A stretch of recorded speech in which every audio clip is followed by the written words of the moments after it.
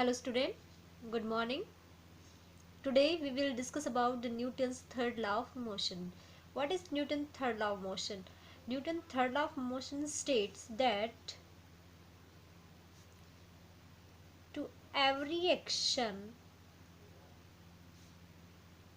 there is an equal and opposite reaction. क्या कहता है Newton's third law of motion? To every action there is an equal and opposite reaction. कोई भी जो हम काम करते हैं, कोई भी जो एक्शन हमारा होता है, उसके लिए उतनी ही इक्वल अपोजिट रिएक्शन भी होती है. फॉर एग्जाम्पल के लिए देखिए, अगर हम एक बॉल जो है एक वाल पर क्या करते हैं, थ्रो करते हैं, जितना फोर्स से हम उस बॉल को वाल पर फेंकते हैं वो उतना ही फोर्स से वापस भी आती है. फॉर एवरी एक्शन, जो एक्शन था हमारा फेंकना, एंड रिएक्शन क्या थी, बॉल का वापस आना.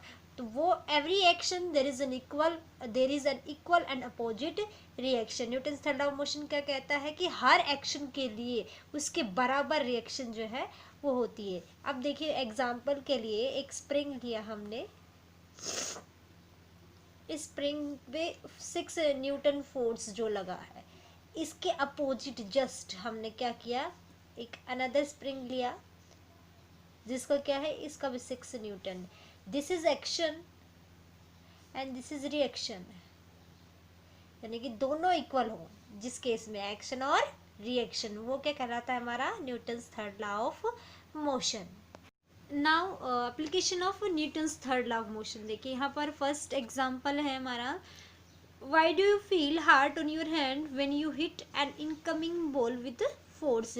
कि जब हम एक पास आते ही बॉल को जब हिट करते हैं तो हमारे हाथों में को क्या है, हर्ट क्यों होते हैं हमारे हैंड्स. एक्चुअली में क्या होता है, जब हम हमारे पास आते आते ही बॉल को हम हिट करते हैं तो हम क्या करते हैं, उस पर फोर्स लगाते हैं. उस फोर्स से वो बॉल तो जो क्या आती है हमसे दूर चली जाती है. But according to Newton's third law of motion, for equal action there is for action there is equal and opposite reaction. तो क्या होगा, अब वो बॉल भी क्या करेगी, वो जितना हमने उसको हिट किया था उतना इक्वल फोर्स जो है वो बॉल हमारे हैंड्स पर भी एक्सर्ट करेगी. इसलिए हमें क्या होता है, हमारे हार्ट जो है वो, जो हमारे हैंड्स जो है वो हार्ट फील होते हैं.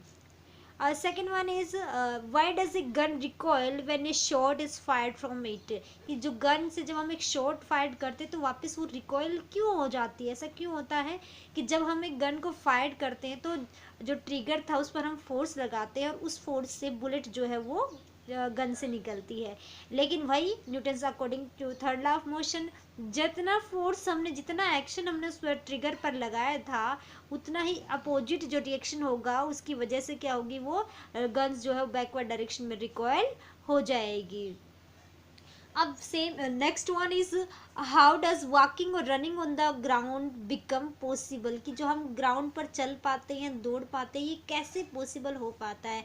एक्चुअली में क्या, जब भी हम चलते हैं हार्ड ग्राउंड पे तो हमारे जो फीट है वो ग्राउंड को एक सर्टीन एंगल पर बैकवर्ड डायरेक्शन में क्या करते हैं, पीछे की तरफ क्या करते हैं, फोर्स करते हैं.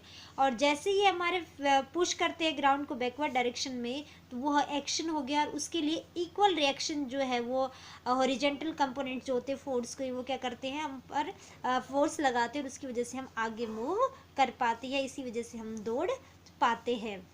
वही नेक्स्ट में अब यही है कि कैसे जो हमारे जेट एयरप्लेन्स है और रॉकेट्स है वो वर्क करते हैं. जेट जो इंजन्स होते हैं और रॉकेट्स जो होते हैं, उनके अंदर जो फ्यूल जो जलता है वो बहुत लार्ज क्वांटिटी की हॉट गैसेस जो है वो प्रोड्यूस करता है. और ये हॉट गैसेस जब उस नोजल से निकलती है किसी भी रॉकेट के, तो वो फोर्स एक्सर्ट करती है. जैसे कि यहाँ पे देखिए आप, ये जो बहुत ज़्यादा फोर्स एक्सर्ट करती है, ये उनका एक्शन हो गया. और इस एक्शन के लिए क्या होती है, उतना ही opposite reaction according to Newton's third law of motion उनके ऊपर लगता है. तो जेट एरोप्लेन्स या रॉकेट्स जो होते हैं वो उतनी ही स्पीड से, उतनी ही फोर्स से जो है फॉरवर्ड डायरेक्शन में क्या करते हैं, मूव करते हैं. अब how does a person move forward during swimming. Swimming करते समय जब हम अपने हैंड से जो पुश करते हैं वाटर को पीछे, वो हमारा एक्शन हो गया। एक्चुअली क्या करते हैं कि वाटर को पुश करते चलते हैं बैकवर्ड डायरेक्शन में। जितना हमने एक्शन किया था, जितना फोर्स से हम पीछे पुश करेंगे वाटर को बैकवर्ड डायरेक्शन में, उतने ही फोर्स से हम जो है आगे जो है वो उतना ही वाटर जो फोर्स हमारे ऊपर एग्जर्ट करेगा हमें फॉरवर्ड डायरेक्शन में मूव करने के लिए। तो ये कुछ एग्जाम्पल है, कुछ एप्लीकेशंस है। जैसे बोट भी हमारे सिमिलर वे में मूव करती है। Why does a boat move forward into the water when the boatsman press one end of the pole against the ground. कि बोट जो है वो फॉरवर्ड डायरेक्शन में कैसे मूव करती है। क्या करते हैं बोट्समैन, उन पर फोर्स अप्लाई करते हैं बैकवर्ड डायरेक्शन में। जो चापू जिनको हम बोलते हैं उनसे वो पीछे की तरफ वाटर को जो क्या है वो क्या करते हैं, पुश करते बैकवर्ड डायरेक्शन में। तो जितने वो एक्शन हो गया हमारा, जितने फोर्स से पुश करेंगे उतने ही फोर्स के रिएक्शन से वो जो बोट है हमारी क्या होगी, फॉरवर्ड डायरेक्शन में क्या होगी, हमारी आगे मूव करेगी। Next is conservation of momentum.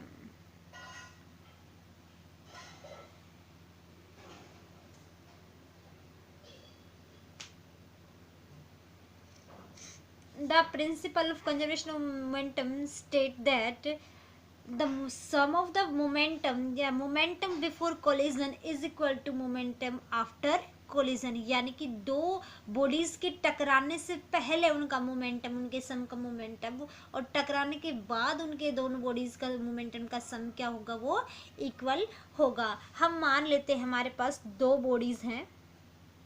ये देखिए, एक बॉडी ये है, इसका मास है m1, इसकी इनिशियल वेलोसिटी है u1 एंड फाइनल वेलोसिटी है, ये बाद में देखिए चाहिए, इनिशियल है, दिस इज हमारा m2 और इनिशियल वेलोसिटी है u2। ये इस डायरेक्शन में मूव कर रहा है और ये इधर।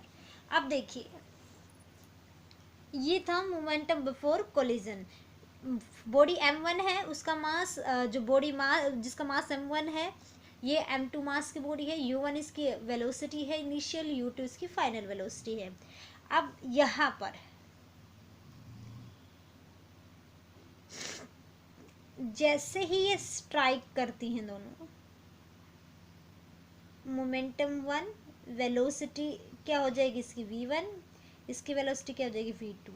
ये क्या करेगी, इस तरह से इनका फोर्स लगा, इस बॉडी ने जिसका मास m1 था उसने f1 फोर्स एक्सर्ट किया, जिसका मास m2 था उसने f2 फोर्स एक्सर्ट किया। f1 इस डायरेक्शन में और f2 इस डायरेक्शन में लग रहा है। अब देखिए, एक्चुअली में f1 and f2 are the force exerted by the body 1 on 2। f1 force है जिसको बॉडी 1 जो बॉडी 2 पर लगा रही है, f2 फोर्स है जिसको बॉडी 2 बॉडी 1 पर लगा रही है। देन फोर्स f1 क्या हो जाएगा, mass into velocity.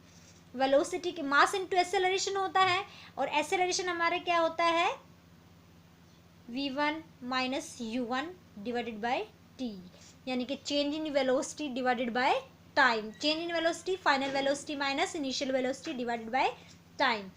And f2 क्या हो जाएगा हमारा, यहाँ here is m1, mass into acceleration, final velocity minus initial velocity divided by time. क्योंकि ये दोनों ही फोर्स इक्वल है, F1 is equal to F2, but opposite direction में लग रहे हैं, इसलिए हमने एक को क्या किया है, नेगेटिव लिया है।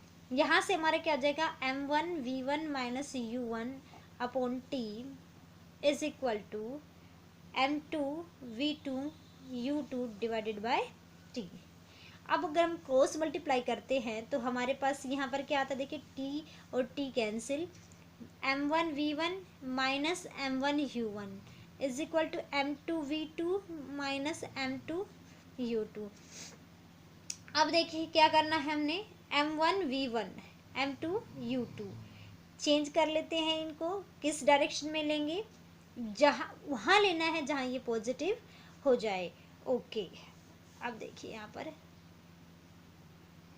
m1 v1, क्योंकि एक चीज़ का ध्यान रखिए, यहाँ पर माइनस का चार्ज था तो ये माइनस हो जाएगा और ये प्लस हो जाएगा हमारे पास।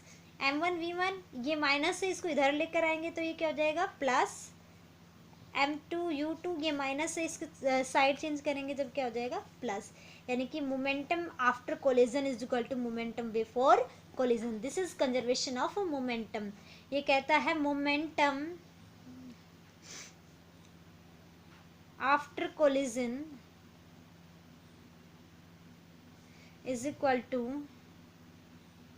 मोमेंटम बिफोर कोलिजन, यानी कि कोलिजन मतलब टकराने से पहले, कि जो बॉडीज पहले टकराने से पहले जो उनका मोमेंटम था, टकराने के बाद भी वो इक्वल मोमेंटम रहेगा। ये इक्वल, ये इसकी एक्शन तो ये इसका रिएक्शन, यानी कि दोनों इक्वल फोर्स जो है अपोजिट डायरेक्शन में एक्सर्ट करेंगे।